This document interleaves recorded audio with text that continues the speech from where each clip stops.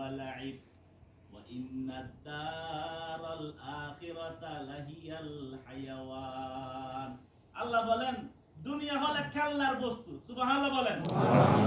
আপনারা ছোটবেলায় খেলাধুলা করছেন না? বালু দিয়ে খেলছেন কে কে? সবাই খেলছি। কতক্ষণ বলবো? আর 5 মিনিট। এখন বাজে 12টা। ইনশাআল্লাহ সোয়া 12টা শেষ করব ইনশাআল্লাহ। আর মাত্র 7 মিনিট কথা বলবো। আপনারা ক্লান্ত না হন। জি? ছোটবেলায় খেলাধুলা করছেন না? আমি খেলাধুলা করছি। বালু দিয়ে, মাটি দিয়ে খেলছেন না? পুতুল বানাইছেন না? গাছের পাতাকে রিয়েল বানাইছেন না? কে বানাইছেন? সবাই। হ্যাঁ? মাছ রান্না করছেন বিরিয়ানি বালু না? জি? কচু পাতা নাকি? জি। এটাকে বলা হয় লাহউন ওয়া লাইব। এটা কি বলা হয়? খেলাধুলা। আমরা যখন খেলাধুলা করতাম তখন নাকি কেউ আসে ডিস্টার্ব করতো, বড়রা আসে একটু পা দিয়ে ডিস্টার্ব করলে কি করতাম? কান্না করতাম না? জি। আর যখন মা এখন ডাক দে স্কুলে যাওয়ার সময় হয়ে গেছে, এখন স্যার আসবে, হুজুর আসবে, তখন যেটা খেলাধুলা আমরা করতেছিলাম, কেউ হাত দিলে কান্না করতাম, এখন নিজের হাতেই ভেঙে দিয়েছি। ঠিক না বেটি? ঠিক। আল্লাহ বলেন আমি যখন ডাক দিব কুল্লু নাফসিন যায়িকাতুল মাউত ওয়া ইন্নামা তুওয়াফাউনা উজুরাকুম ইয়াওমাল কিয়ামাহ ফামান যুহজিহা আনিন নার ওয়া উদখিলাল জান্নাতা ফাকাদ ফাজ ওয়া মাল হায়াতুদ দুনিয়া ইল্লা মাতাউল গুরুর। বলে আমি যখন ডাক দিব সমস্ত খেলা শেষ। এখন একটা আপনার পকেট থেকে 5টা রিয়াল নেন, কি করবেন আপনি? কলার ধরবেন না? জুড়ে বলেন। কিন্তু যখন মৃত্যু আসবে, বাংলাদেশের যমুনা গ্রুপ শুনছেন কেউ? যমুনা গ্রুপ? আর জুড়ে বলেন না ভাই। যমুনা ফিউচার নাম শুনেন নাই? যমুনা গ্রুপ বাংলাদেশের শিল্পপতির মধ্যে একদম প্রথম সারির শিল্পপতি। উনি নুরুল ইসলাম সাহেব। কি নাম? আমার ভাইয়েরা পিছনে বাইরে শুনে না মনে হয়। কি নাম? নুরুল ইসলাম সাহেব। উনি মারা গেছেন কোথায় জানেন? কে বলতে পারবেন? কোথায় বলেন? উনি মারা গেছেন এপুলো হাসপাতালে। কোথায়?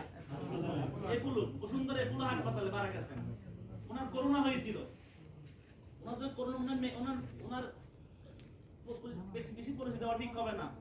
ওনার যখন করোনা হয়েছিল, চীন থেকে, চায়না থেকে প্রাইভেট বিমানে 1 ডজন ডাক্তার নিয়ে আসা হয়েছিল। উনি যখন শ্বাসকষ্ট যখন পাইতেছিলেন, তো উনি বলছিলেন, হে ডাক্তাররা আমাকে একটু অক্সিজেন দেন, আমি আমার পুরা জীবনের হাজার হাজার কুড়িয়ার সম্পদ আমি আপনাদের লিখে দিয়ে দিই। সুবহানাল্লাহ বলে নাই? বলে আমি বুকে যে কষ্ট পাইতেছি, এই বুকের কষ্ট আমি সইতে পারতেছি না, আমি সম্পদ লিখে দিয়ে দিই, একটু শান্তি দেন। তখন ওনার ছেলে মেয়েরা ওনার পাশে যায় নাই, কথা বুঝতে পারি নাই। অসংখ্য ঘটনা আমি আমার চতুর্পাশে ঘটনা বলতে পারবো।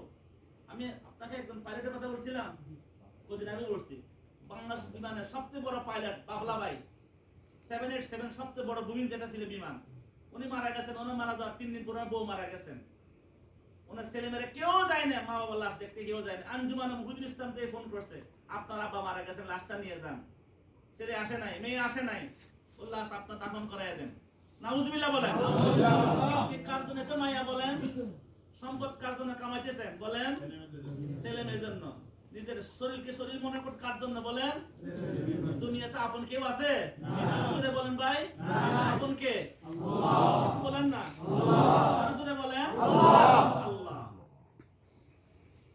তো বলতেছিলাম 5টা রং মাখতে পারলে আল্লাহ 3টা পুরস্কার দিবেন।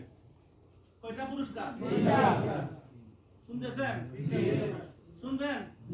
বলতে বললে বলো না, বলবো না। 1 নম্বর পুরস্কার লাহুম দারাজাতুন ইনদা রাব্বিহিম। 1 নম্বর পুরস্কার 5 রঙে খাঁটি মুমিন হতে পারলে আল্লাহ বলেন তার আমি 3টা পুরস্কার দিব। 1 নম্বর আমি আল্লাহ তার সম্মান বাড়িয়ে দিব। সম্মানের প্রয়োজন নাই? আছে। জি আছে। আপনারা এখানে আছেন না, আপনারা বুঝবেন না। বাংলাদেশে টাকা দিয়ে কিনা বেচা হয়। ঠিক। জি আওয়ামী লীগ বিএনপি হয়ে যায়, বিএনপি আওয়ামী লীগ হয়ে যায়। তো সম্মান মর্যাদা আল্লাহর কাছে আছে। সুবহানাল্লাহ বলেন। সামনে করতে দেরি হয়ে যাবে, যদি 15 শেষ করব। 1 নাম্বার পুরস্কারের পরে ওয়াদা খেলাপ করছে।